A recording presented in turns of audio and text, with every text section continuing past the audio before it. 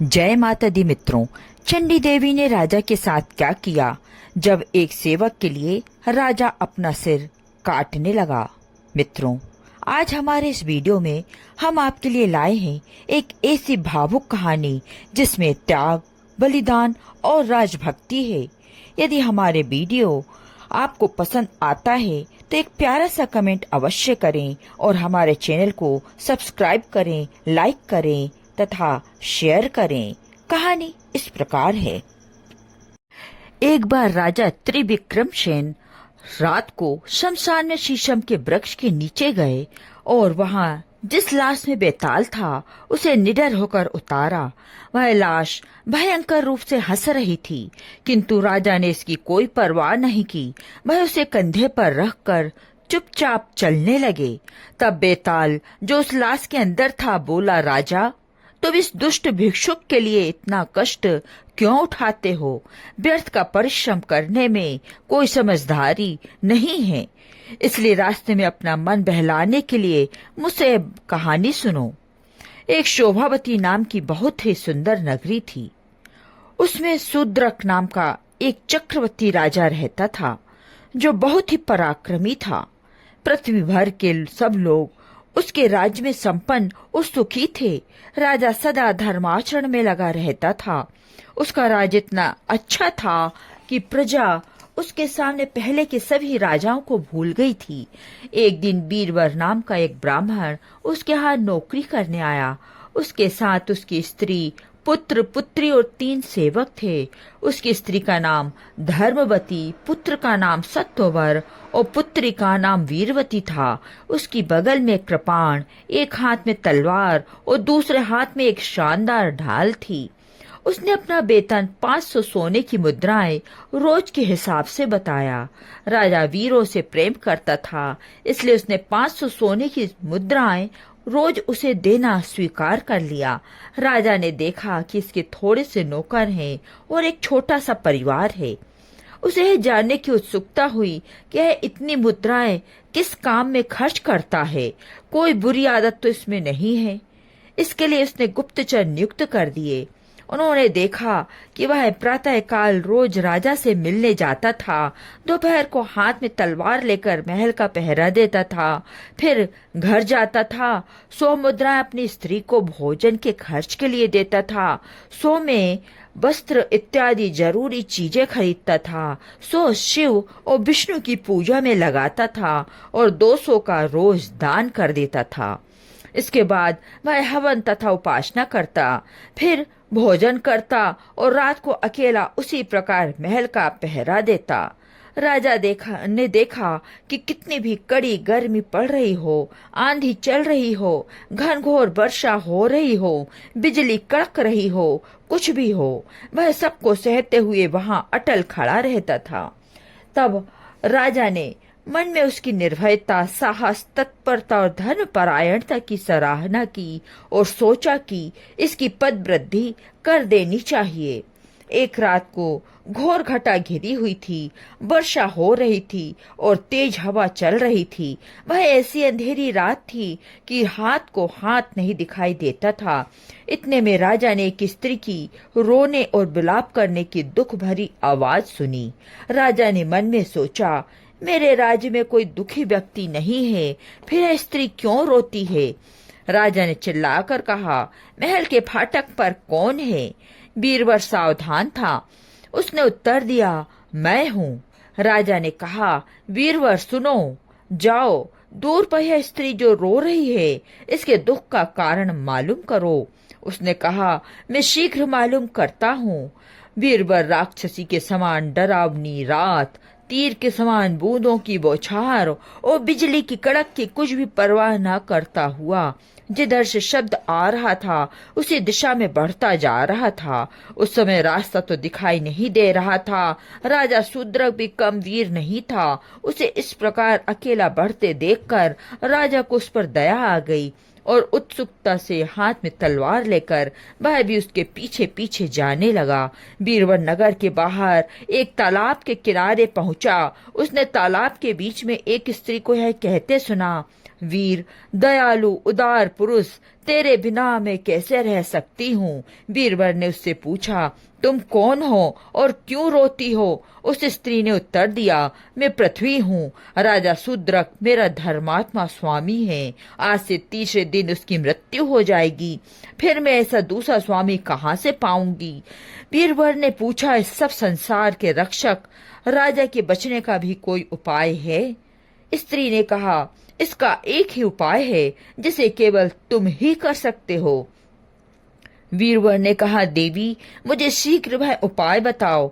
स्त्री ने कहा, यदि तुम अपने पुत्र सत्यवर का राजा के बनाए हुए मंदिर में चंडी देवी पर बलिदान कर दोगे तो राजा बच जाएगा। यह काम तुम्हें शीघ्र करना चाहिए, नहीं तो तीसरे दिन राजा की मृत्यु हो जाएगी। वीरवर ने उत्तर दिया, देवी, इसी समय मैं यह काम पूरा करूंगा। ऐसा कहकर वीरवर शीघ्र अपने घर गया। राजा शूद्रक, जो सब बातें सुन रहा था, बड़ी उत्सुकता से उसके पीछे पीछे छिपकर चल दिया। उसने घर जाकर अपनी स्त्री धर्मवती को जगाया और उसे सब किस्सा सुनाया। स्त्री ने कहा, राजा के भले के लिए हमें सब कुछ करना चाहिए।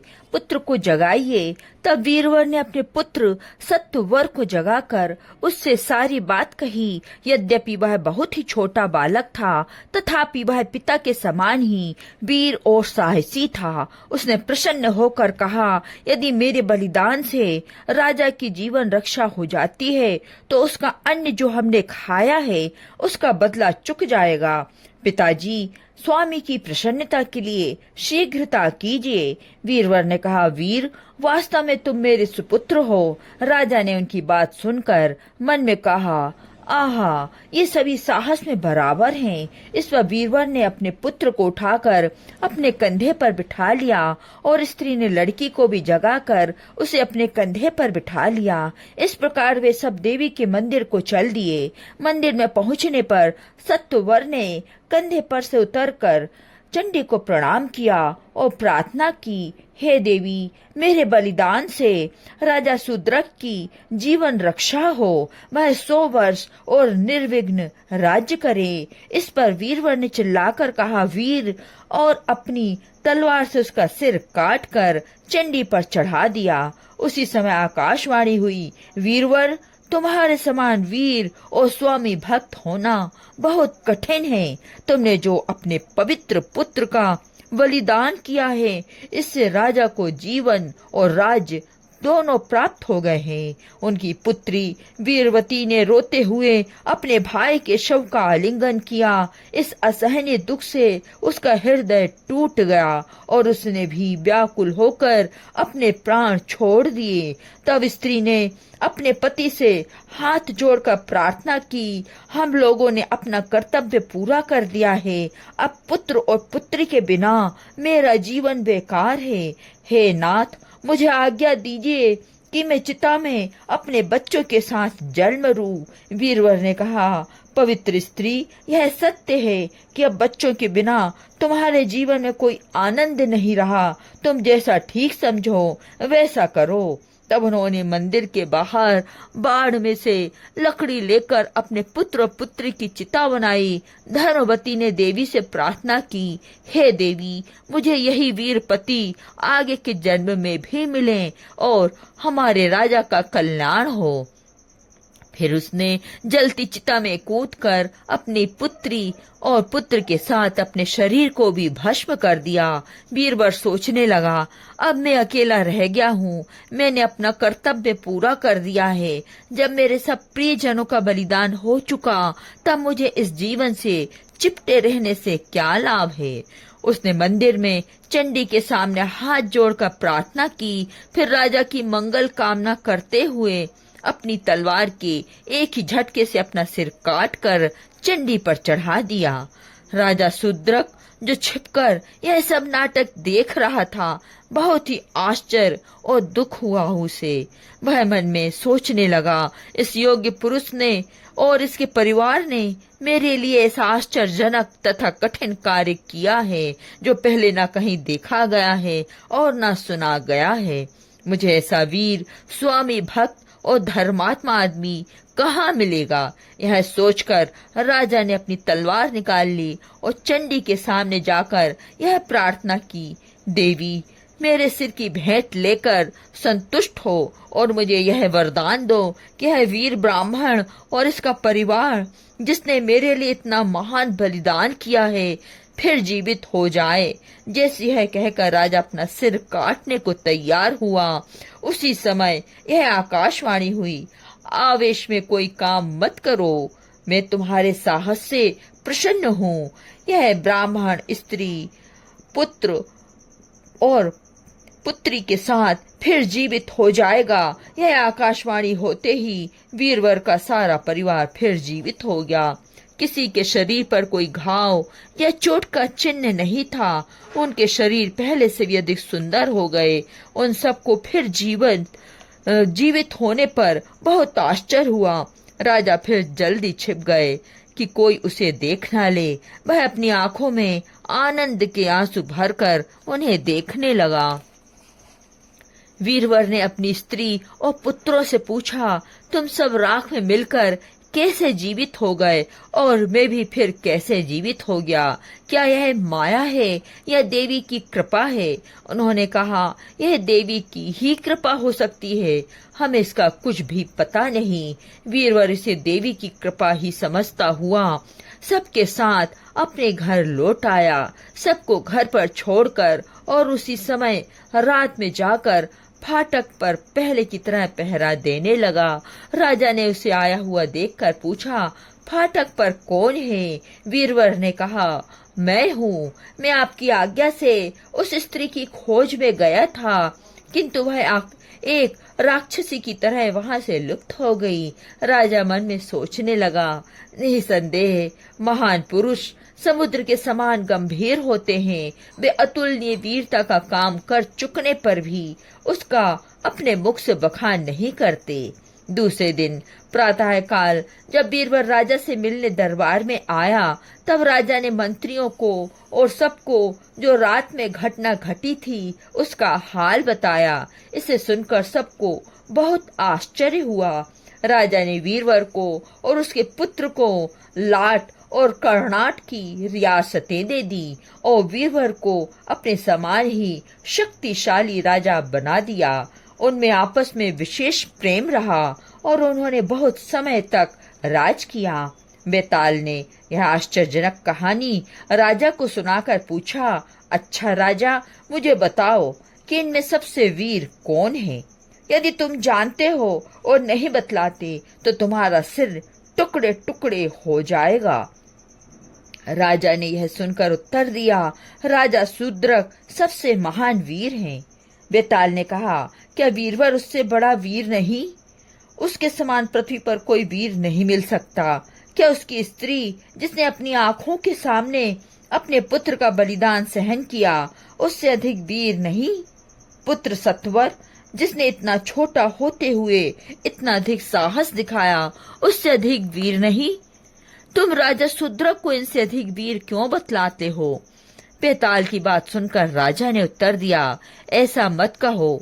वीरवर उच्च कुल का व्यक्ति था जिसमें सदा यह प्रथा रही कि जीवन, पुत्र, स्त्री सबको अपने स्वामी की रक्षा के लिए बलिदान कर देना चाहिए। उसकी स्त्री भी उच्च कुल की है। वह पतिव्रता और अपने पति की पूजा करने वाली है। वह अपने पति द्वारा निश्चित किए हुए मार्ग पर चलना ही अपना मुख्य कर्तव्य समझती है। सत्वर भी उनके समान ही वीर है। सच है, जैसे तागे होते हैं वस्त्र भी वैसा ही उनसे बुना जाता है। किंतु शूद्रक उन सब से बढ़ गया क्योंकि वह उन सेवकों के लिए अपना बलिदान करने के लिए तैयार हो गया जिनके जीवन के बलिदान द्वारा राजा लोग अपने प्राण की रक्षा करने के अभ्यस्त होते हैं। वह राजा कितना महान है जो अपनी प्रिय प्रजा के लिए अपने प्राण देने के लिए तैयार हो गए। राजा की यह बात सुनकर बेताल अपनी अलौकिक शक्ति से उस कंधे को छोड़कर बिना दिखाई दिए अपनी पहली जगह पर पहुंच गया। किंतु रात होने पर दृढ़ प्रतिज्ञ राजा फिर उसे लाने के लिए शमशान को चल दिया। हमारा चैनल आपको कैसा लगा कमेंट करके हमें बताएं। हमारे चैनल को सब्सक्राइब करें, लाइक करें और वीडियो को शेयर करें। धन्यवाद।